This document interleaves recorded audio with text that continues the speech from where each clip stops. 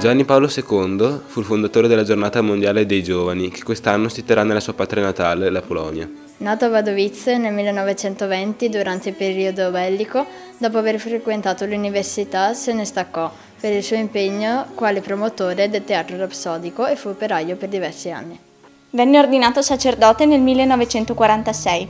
Tra la cattedra di teologia morale ed etica all'Università di Lublino ed il tempo speso con i giovani in Polonia, divenne arcivescovo di Cracovia e poi papa nel 1978. Ricordiamo Giovanni Paolo II come un pontefice particolarmente interessato ai giovani e alle manifestazioni a loro rivolte.